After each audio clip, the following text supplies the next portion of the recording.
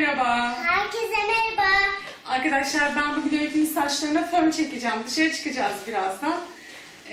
Öykü size babasının A101'den aldığı oyuncağı gösterir. Sonra başka videoda bunu açacağız, konuşturacağız. Temizlik yapan bir tane kız var. Çok da ucuza alındı bu oyuncak seti. Arkadaşlar bakalım Öykü'nün saçının fönlü hali nasıl olacak? Onun saçına fön çektikten sonra tabii kendime de çekeceğim. Çünkü benim saçlarım şu an çok içi acısı. Bakalım neler olacak. Gezmeye gideceğiz. Evet arkadaşlar bir dışarıda ufak bir işimiz var. Akraba ziyareti. Gidelim. Başlayalım mı? Önce saçlarını tarayalım. Öykü yeni yıkandığı için saçları şu an böyle pırasa gibi duruyor aynı. Ama birazdan çok güzel olacaklar diye düşünüyoruz. Benim güzel bir maşal var. Yıllar önce ona bayağı bir para vermiştim. Maşa mı? Saçlarımı yakmaması için. Çünkü kendim çok hassas bir insanım. Maalesef baştan ayağa. Saçlarım da çok hassas. Dolayısıyla saçlarıma zarar vermeyecek bir maşa almıştım. İyonik bilmem ne bir şeyler diyorlardı falan. Gerçekten hiçbir zaman saçlarımı yakmadı. Öykünün de saçları benim gibi çok ince telli olduğu için çok düşük ayarda. Onun saçlarını da fönleyeceğiz şimdi. Maşalayacağız. Bunun adı, ben buna hep maşa diyorum ama bunun farklı bir adı var galiba. Şu an aklıma gelmiyor adı. Ay çok güzel oluyor. Daha değdirir değdirmez. Harikulade. Uçlarını şöyle. Evet. Daha böyle doğal olsun istiyorum. Salacağız. Evet, lütfen boşuna mı çekiyoruz fön saçlarına? Salıp gideceksin. Tamam mı? Minik kuş. Çok temiz olduğu için yarın örersin değil mi? Yıkarız, öreriz. Sakın saçlarınıza ütü değdirmeyin. Ütü saçı yakar. Naylon ip yakar gibi saçınız yanar. Ben bir kere öyle bir cahillik yaptım, denedim. Sakın sizler denemeyin. Neden öyle bir şey yaptım onu da bilmiyorum. Saçlarım az kalsın. Saçlarımı aldı arkadaşlar. Saçlarımızı alıyor ya. Saçlarınızı hiç de denemeyin. Çünkü yapar onlar da. Sonra ağlarsınız. Sonra saçlarınızı kel yapar. Kim? Arkadaşlarım var ya.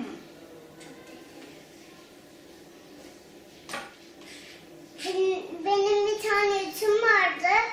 Ütülüyordum. Bir tane muşkol yanmıştı ütüden. Nereye yanmıştı? Üstü elledi yandı. Oyuncak ütü mü? Evet. Babasıyla evcilik oynadılar beraber. Ütü yaptınız değil mi? Evet. Ben yanlarında değildim çünkü ben de gerçekten ütü yapıyordum.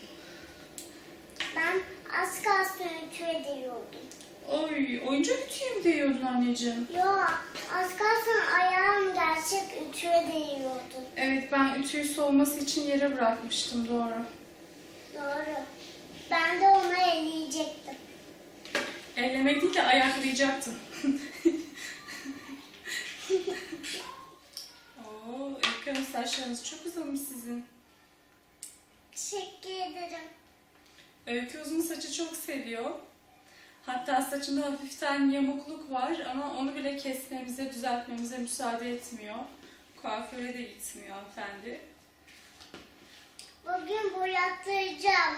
Öyle mi? Evet. Ne renk yapmayı düşünüyorsun? Öykü hiç haberimiz yok. Yeşil. Yeşil. Çok güzel. Sizce Öykü ne renk yapsın saçını? Ne dersiniz? Yeşil. Yeşil sana çok yakışır. Siz de galiba yeşil saçım benim de. Sen büyüdün mü saçını boyatacak kadar? Hı? Evet. Ben senin saçını boyatmana izin veriyor muyum peki? Vermiyorum değil mi? Çünkü henüz çok küçüksün ve o boyaların içinde kimyasallar var. Ve saç rengin çok güzel. Ama ben bunu beğenmiyorum. Çok kötü. Yeşil mi istiyorsun? Tamam. Sen biraz büyü. Tamam. Başka saçımı boyatmak istiyorum. Yeşil yapacağım. Ama gerçekten yapacağım. Kızım yeşil olmaz ki. Ama ben çok Sana- Ama babası Hayır, büyüyünce sana- yeşil yapacak. Hayır sana mor yakışır kızım. Hayır. Baba da bunu çocuk. istemiyorum. Tamam yeşil olsun senin. Büyüyünce yeşil olacakmış. Kaç yaşına yeşil yapacaksın saçına? Büyükken Ne kadar büyük? 30 iyi mi? 30. 30 iyi bence de iyi. Tam 30 yaşında yeşil yapmak isteyeceğimden çok eminim.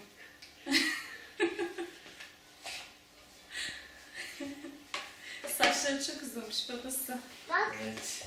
Çok güzel olmuş. Çok cici bir kız olmuşsun Öykücüm. Şöyle bir sağ tarafa dönünüz efendim.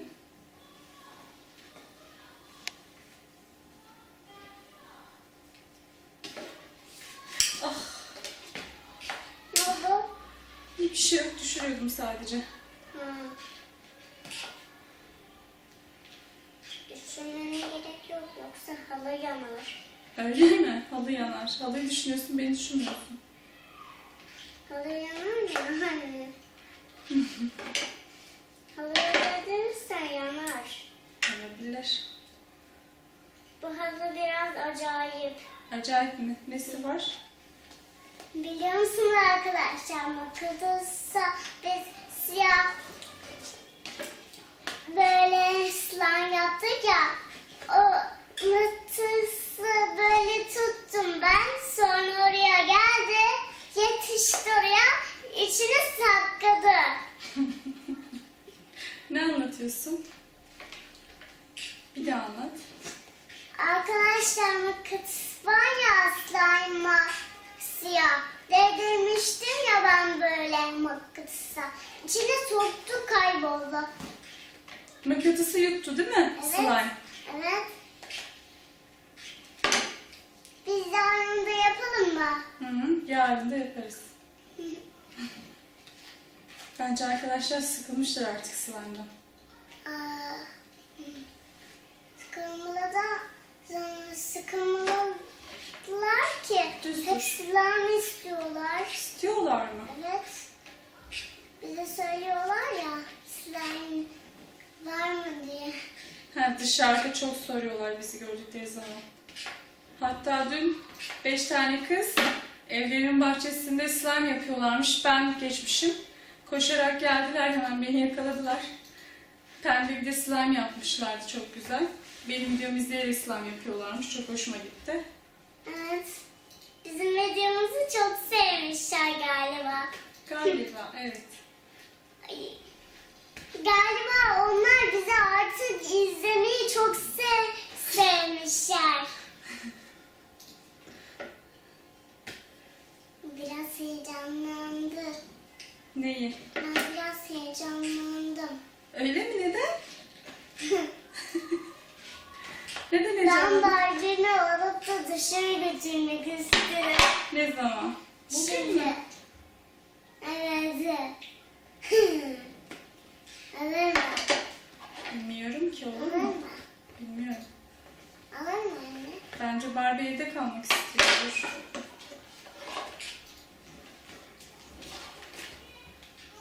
Ben evde kalmayacağım. Barbie mi konuştu? Evet. Ne Ben diyor? evde kalmayacağım dedi. Öyle mi? Evet. Bir ön tarafını dön bakayım, ben bir göreyim nasıl duruyorsun. Hem arkadaşlarımız da saçın arkasını görsünler. Sen tamamen bana ön tarafını dön saçını. Oo, çok şeker bir kız Oldu mu? gördüm.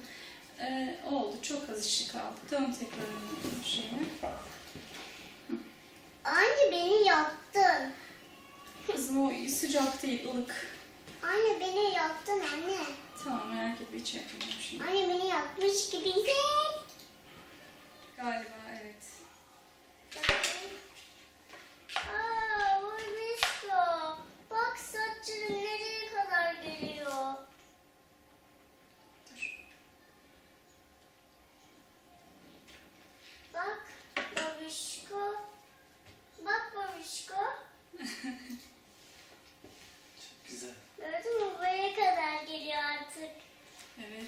Buraya kadar gelse de ayağıma kadar çok sevinirdim. Hiç yeşille sarıyı hiç karıştırmıyoruz ya saçıma. Keşke böyle olsaydı çok. Aa! Saçım ne ya? Biraz havalandırıyorum.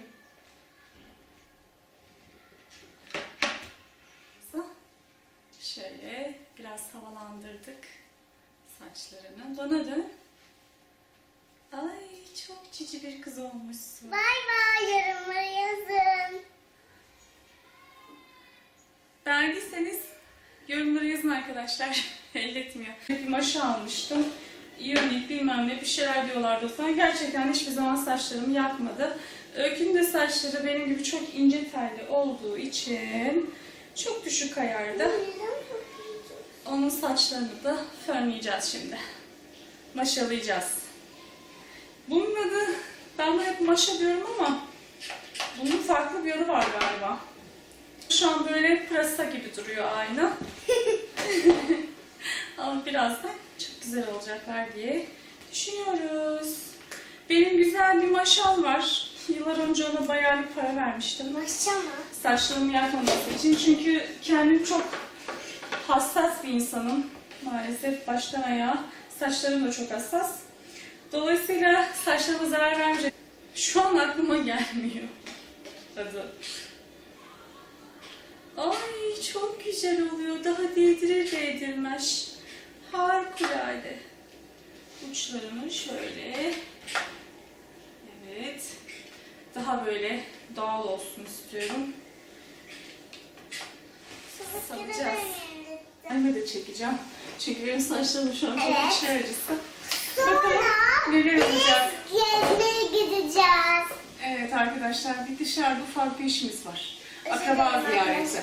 Dilim yanmış. Başlayalım mı? Önce saçlarını tarayalım. Öykü yeni yıkandığı için saçları... Herkese merhaba. Herkese merhaba. Arkadaşlar ben bugün Öykü'nün saçlarına fön çekeceğim. Dışarı çıkacağız birazdan. Öykü size babasının A101'den aldığı oyuncağı gösterir. Sonra başka videoda bunu açacağız, konuşturacağız. Temizlik yapan bir tane kız var. Çok da ucuza alındı bu oyuncak seti. Arkadaşlar bakalım Öykü'nün saçının fönlü hali nasıl olacak? Onun saçına fön çektikten sonra tabii